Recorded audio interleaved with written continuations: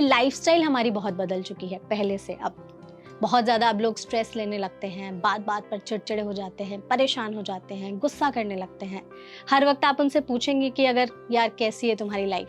तो कहेंगे यार कुछ अच्छा नहीं चल रहा है। तो ये जो कुछ अच्छा नहीं चल रहा है, ये जो लाइन लोगों ने पकड़नी शुरू कर दी है, बोलनी शुरू कर दी है, तो इसे ठीक करने में योगा कैसे हेल्प करता है हमारी? प्लीज़ उसके बारे में बताइए। मैडम, अगर हम इतिहास को देखते हैं, कुछ चीज़ें अलग हैं, जैसे टेक्नोलॉजी, इंफॉर्मेशन, लेकिन स्ट्रेस हमेशा से रहा है। आप कोई भी सिविलाइजेशन देख लो, उल्टा पहले डर का माहौल ज़्यादा होता था कि खाना मिलेगा, नहीं मिलेगा, युद्ध होगा, नहीं होगा, आक्रमण होगा, नहीं होगा। और आज की तारीख में स्ट्रेस बढ़ गया है क्योंकि हमें एक चीज़ नहीं आती, और वो है आर्ट ऑफ रिलैक्सेशन। रिलैक्सेशन में और नंबिंग में, मतलब कि शांत होने में और मूर्छित होने में ज़मीन आसमान का फ़र्क है।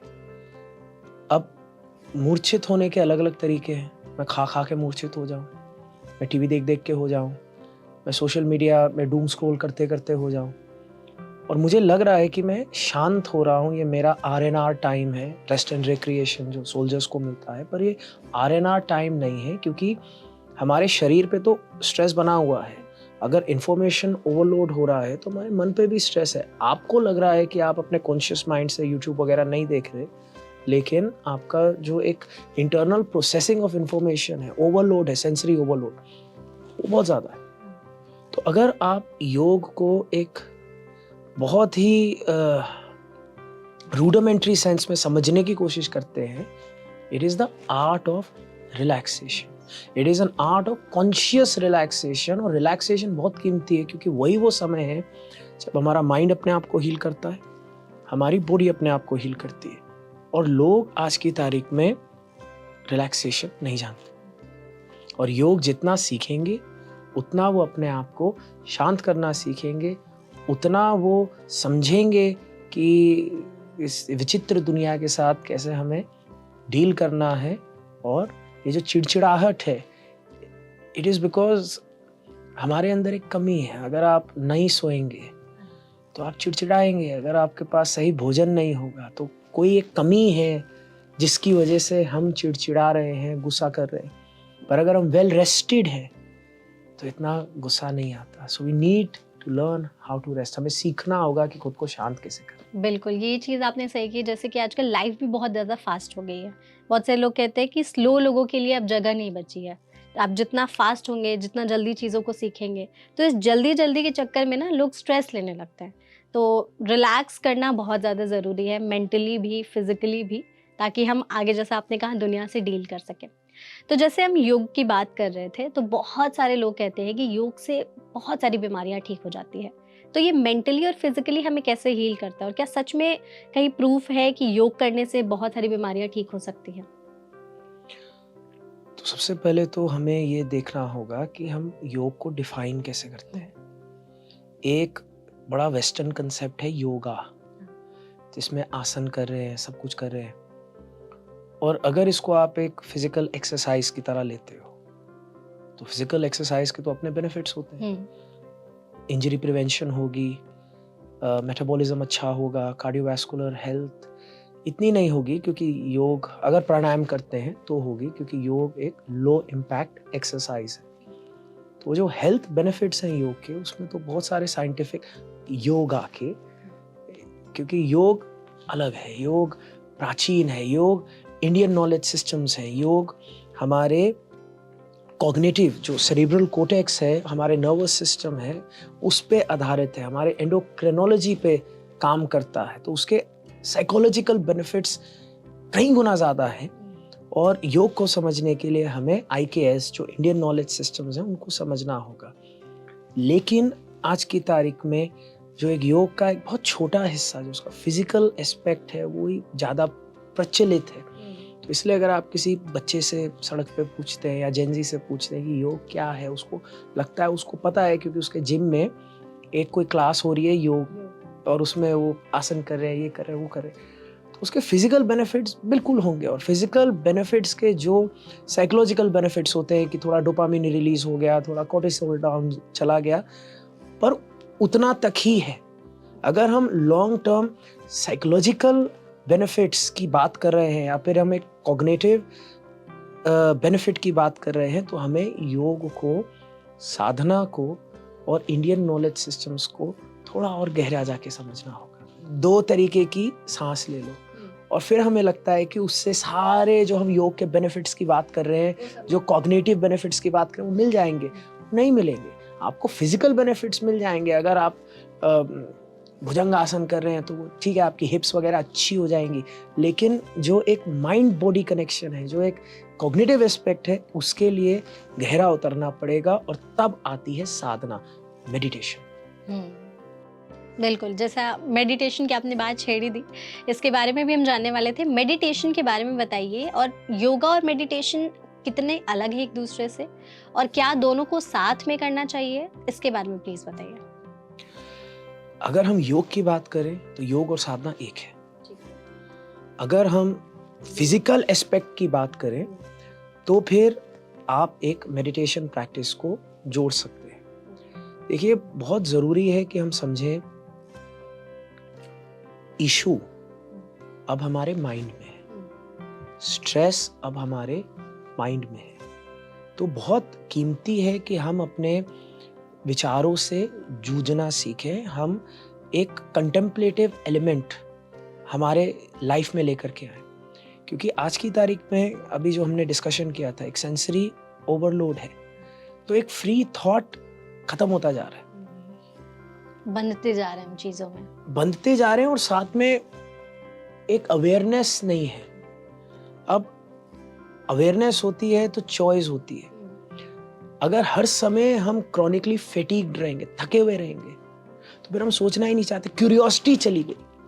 What makes us human is our curiosity. Curiosity से आती है क्वेस्ट, खोज, और खोज से फिर हमें नई नई चीजें पता चलती है। आज की तारीख में हम इतने थके हुए हैं, क्यूरियोसिटी, किसी ने कोई बात बोली, कुछ नहीं करना, गूगल कर लिया, और गूगल में भी अब हमें क्या पता एल्गोरिथम हमें क्या दिखा रहा है। ये तो थोड़ा खराब है, कल को तो एआई आ जाएगी, आपको कुछ भी नहीं करना, टाइप भी नहीं करना, आप बस पूछेंगे, आपने मेटा क्वेस्ट के चश्मे पहने होंगे और आप बस बोलेंगे कि ये क्या कह रहा है, और फिर जो कुछ भी एआई में फेड है आपको पता, वो बोल देंगे, तो आप फिर सोचोगे ही नहीं। अगर हम एक मसल को यूज नहीं करते, वो धीरे धीरे धीरे कंस्ट्रिक्ट होके बेकार हो जाती है। अगर हम इसको नहीं यूज करते तो क्या होगा? तो इसीलिए साधना बहुत कीमती है, क्योंकि साधना हमारी सुपर कॉन्शियसनेस से हमें जोड़ती है। साधना हमारी एबिलिटीज हमें रिवील करती है, और हम एक क्वालिटी अगर साधना से अपने जीवन में ले आए, और अगर मैं आपके दर्शकों को समझाने की कोशिश करूं क्यों साधना कीमती है, रेजिलियंस, सहनशीलता। अगर सहनशीलता नहीं होगी तो स्ट्रेस बढ़ेगा, छोटी से छोटी चीजें हम नहीं भुला पाएंगे, और फिर वो एक सुई भी घाव बन जाएगी। जैसे पुराने जमाने में था ना, एंटीबायोटिक्स नहीं थी, तो एक छोटी सा स्क्रैच भी हमें जान से मार सकता था, क्योंकि इम्यूनिटी नहीं थी। और अगर हमारा मन इतना कमजोर हो जाएगा तो एक आदमी हमें गाली देगा, और ये आप सब लोग अपने जो मुझे सुन रहे हैं, आपके दर्शक, वो सोच सकते हैं कि कभी अगर आपकी लाइफ में कुछ खराब होता है, ट्रॉमा आता है, क्या आप आसानी से उसको छोड़ पाते हैं, या फिर 10 दिन के बाद भी वो चीज आपके दिमाग में घूम रही है। And this is a mental health disorder. We have low resilience, और यहाँ पे हमारे पास प्रमाण है, हमने शोध किया है कि अगर हम साधना करते हैं, और खासकर थियोलॉजिकल साधना करते हैं, तो नॉन थियोलॉजिकल साधना के कंपैरिजन में थियोलॉजिकल साधना हमें बहुत ज्यादा रेजिलियंस फैक्टर प्रदान करती है। ओके। तो सर, अगर जैसे हम बात कर रहे थे साधना की, कोई हमारे ऑडियंस पहली बार साधना करना चाहते हैं, वो आना चाहते हैं, मेडिटेशन करना चाहते हैं, तो जो फर्स्ट टाइम, जो बिगिनर्स कहलाते हैं, उनके लिए क्या एडवाइस रहेगी कि अगर वो पहली बार कर रहे हैं तो किन चीज़ों से सावधानियां बरतें, क्या ध्यान में रख करके उन्हें साधना की तरफ बढ़ना चाहिए? तो सबसे पहले तो साधना थोड़ा गहरा शब्द है। आपके दर्शकों के लिए सरल करने के लिए चलो इसको हम बोलते हैं ध्यान। ध्यान। ठीक है, ध्यान। अब क्योंकि ध्यान लो इम्पैक्ट है, टू नो इम्पैक्ट है, तो कोई ऐसी सावधानी की जरूरत नहीं है, क्योंकि आप अपने साथ डील कर रहे हैं। समस्या तब आती है अगर जैसे आज की तारीख में माइंडफुलनेस बहुत प्रचलित है। माइंडफुलनेस जो शब्द है उसको 70 के दशक में एक वैज्ञानिक हुए थे, जॉन खम्बार्ट-जिन। उन्होंने बहुत इस पे विचार किया था और बहुत पेपर लिखे थे। और ये जो उनको प्रेरणा मिली थी वो भी एक IKS से ही मिली थी, इंडियन नॉलेज सिस्टम, जो कि बौद्ध सोच से प्रभावित था। अब बौद्ध सोच में हमारी होती है नॉन जजमेंटल अवेयरनेस। हम बस अपने विचारों को देखते हैं या अपनी सांस को देखते हैं, कोई एक हट नहीं करते, बस देखना है और बिना किसी जजमेंट के देखना है। लेकिन एक बौद्ध के लिए ये साधना आसान हो जाती है, क्योंकि उस मार्ग में चलने से पहले भी आप पहले बुद्धम शरणम गच्छामि, संघम शरणम गच्छामि, धम्मम शरणम गच्छामि, मतलब सब कुछ छोड़ दिया है ना। तो अब अगर आपने सब कुछ छोड़ दिया तो फिर टेंशन किस बात की। फिर अपनी सांस को देखना, विचार को देखना आसान है, क्योंकि अब तो सब छोड़ दिया। पर वहीं फिर देखा गया कि यही माइंडफुलनेस प्रैक्टिस, ये जो बौद्धों की प्रैक्टिस है, अगर एक सोल्जर कर रहा है या एक महिला कर रही है who is a survivor of abuse, या एक सोल्जर कर रहा है जिसने पोस्ट ट्रॉमेटिक स्ट्रेस डिसऑर्डर अनुभव किया है, उसको बहुत ट्रॉमा है यूथ के समय जो सब उसने देखा था, तो फिर वही विचार सामने आते जाएंगे, फिर उसको नहीं पता क्या करना है। तब फिर हम चाहते हैं कि हमारा भला हो, लेकिन काउंटर प्रोडक्टिव हो सकता है। तो जब हम IKSS को देखते हैं तो ये चीज़ थोड़ा वेस्ट में वो लोग समझते नहीं है, क्योंकि वो शास्त्रों को इतना गहराई से नहीं देखते। तो जो चीज़ शाइनी लगती है, ग्लिटर एंड गोल्ड की तरह, उसको उठा लेते हैं और फिर उसको रिक्रिएट करने की कोशिश करते हैं। पर अगर सही मायने में हम ध्यान की अवस्थाओं को देखते हैं और हम हमारे फिलोसफर्स को स्टडी करते हैं, तो उन्होंने बताया है कि धीरे धीरे हमें अपनी धारणा सिद्ध करनी है, फिर ध्यान, और फिर अंत में समाधि आता है। तो अगर आप अंदर जाना चाहते हैं, you will have much better chance of success अगर आपके पास विधि हो। और विधि हो सकती है instead of just awareness, we have conscious awareness. मतलब कि सिर्फ अपनी सांस को देखने के बजाय अपने सांस को संचालित करो।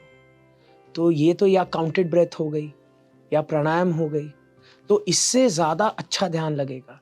और या फिर मंत्रात्मक कर दो कि मंत्र के साथ सांस ली, सांस निकाली, तो फिर एक जो पकड़ है वो ज्यादा सरल हो जाएगी। और फिर इस पकड़ से अगर आप नॉन जजमेंटल अवेयरनेस की ओर जाना चाहते हैं, इजी हो जाएगा। तो एक स्टडी और एक protocol based approach towards meditation बहुत कीमती होती है, बिल्कुल। रादर देन जस्ट घुस गए। ये चीज़ आपने बिल्कुल सही की कि कैसे, मतलब छोटी-छोटी चीज़ों का ही हमें ध्यान रखना होता है उसके बाद ही। तो सर, जैसे मेडिटेशन की बात कर रहे हैं हम लोग, अगर कोई मेडिटेशन कर रहा है तो उसमें जगह का क्या रोल होता है और क्या टाइम का रोल होता है?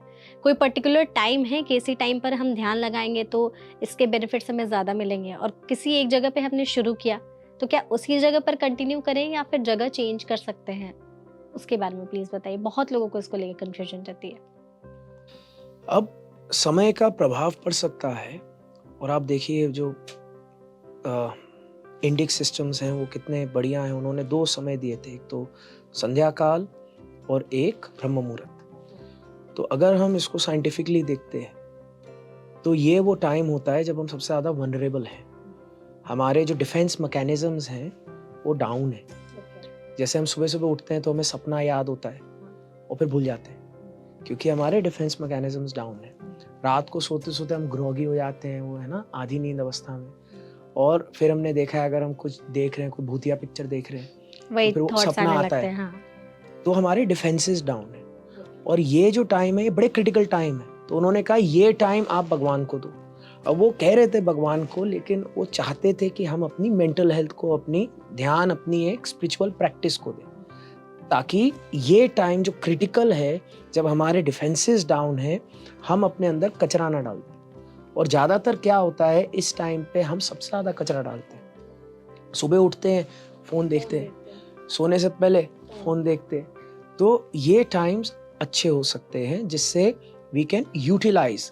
पर अगर नहीं टाइम ये बनता तो कोई भी एक टाइम मैं सजेस्ट करता हूँ, हैबिट बहुत ज़्यादा मैटर करती है। अगर हम पावलोव के रिसर्च को देखते हैं, हम जो एक बिहेवियरलिस्ट साइकोलॉजिस्ट को स्टडी करते हैं, तो उसमें देखा गया है कि एक ही चीज़, एक ही रेपिटेशन, एक ही सीक्वेंस, जिसको हम तप कह सकते हैं, अगर होगा तो ध्यान करना आसान हो जाएगा।